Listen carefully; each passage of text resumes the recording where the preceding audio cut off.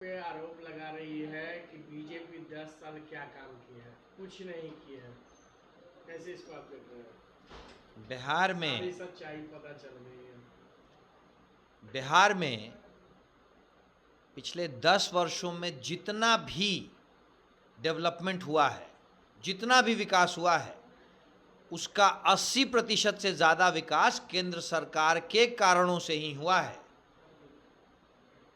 चाहे आप राष्ट्रीय राज्यमार्ग NH देख लें या जो भी बड़ी बड़ी परियोजनाएं हैं, पटना का एयरपोर्ट देख लें या जितनी बड़ी परियोजनाएं हैं, उसमें से 80% केंद्र सरकार के सहयोग से ही हुआ है। जदयू जब केंद्र सरकार के ऊपर ऐसा आरोप लगाती है तो ये तो वही बात हो गई ना कि सूरज की तरफ मुंह करके आप थूक रहे हैं। जनता दल यूनाइटेड अगर केंद्र सरकार पे ऐसे आरोप लगा रही है तो सूरज की तरफ मुंह करके थूकने वाली बात होगी। जनता दल यूनाइटेड इस बात को सोचे कि भारतीय जनता पार्टी से अलग होने के बाद बिहार में इन्होंने किस चीज़ का विकास किया है।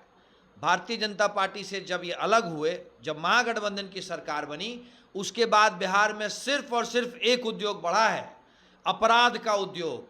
जंगल राज में वृद्धि हुई है। लूट, मर्डर, किडनैपिंग, ये सब अब उद्योग की तरह हो गए हैं। सिर्फ और सिर्फ एक उद्योग स्थापित किया है जदयू वाली महागठबंधन सरकार ने, वो है अपराध का उद्योग। यहाँ तक उन्होंने ये भी कहा कि 2024 में बीजेपी को जनता बता देगी कौन आ रहा कौन जा रहा। जनता ने तो हमें बता दिया है। जनता ने हमें कह दिया है कि 2024 तो छोड़ दें, 2047-49 तक का मैंडेट जनता ने हमें दे दिया है। 24 में कहाँ, आप 24 की क्या बात कर रहे हैं? 2042 में भी आपको भारतीय जनता पार्टी की सरकार ही नजर आएगी।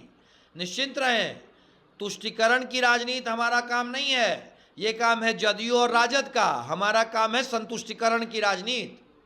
दीनदयाल जी के उस अंत्योदय की परिकल्पना करने वाली संतुष्टीकरण की राजनीति, समाज के सबसे अंतिम व्यक्ति तक विकास की धारा पहुंचे, इसके संतुष्टीकरण की राजनीति। इसीलिए भारतीय जनता पार्टी तो अपने काम के दम पे खड़ी है और 24 छोड़ दें, 42 तक खड़ी नजर आएगी। सम्राट चौधरी पे आरोप लगाया कि सम्राट चौधरी मानसिक रूप से बीमार हो चुके, उन्हें अब राजनीति से अलग रहना चाहिए। सम्राट चौधरी बिहार के युवाओं का चेहरा है और सम्राट चौधरी जी के विषय में ये बात कहने का मतलब है कि आप बिहार का युवा जो है उसको कह रहे हैं, उसके ऊपर ये आरोप लगा रहे हैं। सच्चाई तो ये है कि जिस तरीके से जदयू और राजद वाले आजकल राजनीतिक रूप से जिस तरीके से विक्षिप्त नजर आ रहे हैं, मुझे तो ऐसा लग रहा है कि इन लोगों को राजनीति से दूर करके मानसिक आरोग्यशाला में भर्ती कर देना चाहिए।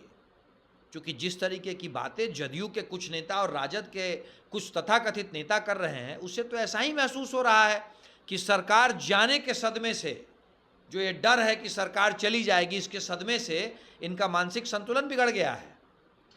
जदयू से उत्तर प्रदेश के कई नेता नीतीश कुमार से मिलने आ रहे हैं। क्या लग रहा है कि नीतीश कुमार को प्रधानमंत्री बना सकते हैं? भाई, नीतीश कुमार जी अपने सपनों में तो चाहे जो बन जाएं, पर जदयू के कई नेता आ रहे हैं और ये भी कह रहे हैं कि फूलपुर से चुनाव लड़ें। पर साथ में एक बड़ा तथ्य ये भी सामने आया है कि अभी जो रिजल्ट आए हैं शिक्षक भर्ती परीक्षा के, उसमें बिहार के बाहर के जो रिजल्ट आए हैं उसमें से मैक्सिमम फूलपुर और आसपास के रिजल्ट हैं। सवाल तो ये उठता है कि कहीं ये कोई नया राजनीतिक प्रयोग तो नहीं हो रहा है, क्योंकि ये बात तो सत्य है कि शिक्षक भर्ती परीक्षा में बड़ा घोटाला हुआ है। कहीं पे कैश फॉर जॉब का घोटाला है, तो कहीं पे एक इलाके के लोगों को नौकरी देने का घोटाला है। बड़ा घोटाला तो है। और जब बिहार के बाहर के रिजल्ट्स देखे जा रहे हैं तो पता चल रहा है कि बहुत ज़्यादा रिजल्ट फूलपुर और उसके आसपास से आए हैं। तो अब तो इस बात की जांच होनी चाहिए कि कहीं कोई नया राजनीतिक प्रयोग तो नहीं कर रही है बिहार सरकार। अगर ये वीडियो पसंद आई और वह बिहार के राजनीति और बिहारियत से सरोकार रखेनी तो सब्सक्राइब बटन दबा के चैनल के सब्सक्राइब कर ली। ओजे एगो घंटी बा, ओकरा बटन दबा देला से कुल सटीक और मारक खबर रुआ मुफ्त में मिल जाई। अगर रुआ पत्रकारिता के हमनी के नया प्रयोग में सहयोग कर चाहतानी तो ज्वाइन बटन दबा दी। पेटीएम नंबर नोट कर ली 9386816700। धन्यवाद।